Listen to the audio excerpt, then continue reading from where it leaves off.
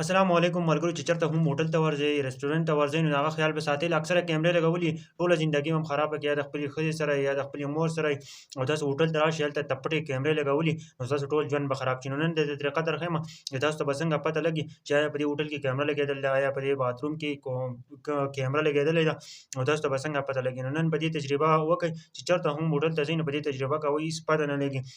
یا تاسو بل ځای کې خفیه کیمره لګېدلې او تاسو وایئ چې موږ په دې باندې تجربه کوو. ملګرو چې چېرته هم تاسو هوټل ته لاړ شئ، تاسو ووایئ چې دا هلته کیمره لګېدلې ده که نه ده، نو تاسو به ټول بلبونه مړه کئ او کوم موبایل چې دی نو په هغه باندې به ویډیو سټارټ کړئ. د هغه فلش کومه فلش چې دی فلش لایټ دی نو هغه به څه کوئ، تاسو به یې بند کئ او تاسو به هر ځایګي ته هلته څه وکئ وګرځوئ. چې په کوم ځایګي کې کیمره لګېدلې نو هغه به یې پړق غوندې کوئ، نو په دې کیمره کې به دې ویډیو کې به راشي، نو تاسو ته به پته ولګي چې په دې ځای کې کیمره لګېدلې ده.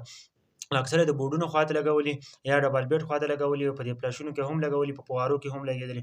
نو ډېر زیات احتیاط کوئ چې په کوم ځایګي کې کیمره لګېدلې تاسو ته په دې طریقه باندې پته لګي.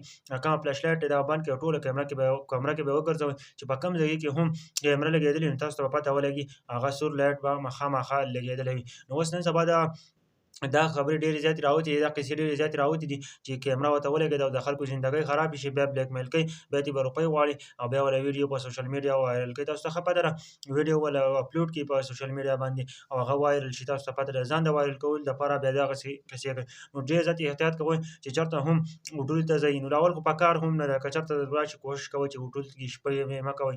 بیا هم که چېرته ضرورت راشي نو تاسو هېڅ چل کوئ چې ضرور دغه یو کار ورسره کوئ چې لیټونه بندوئ په کمره کې او بیا صرف په کمره کې ایسې ټول موبایل تاوئ او چې هغه تاسو ته پته ولګي چې په کوم ځای کې کیمره وي نو بیا ته پته لګي. نو دا ویډیو د نورو ملګرو سره ضرور شیر کړئ چې موږ ټولو پښتنو ته ورسېږي.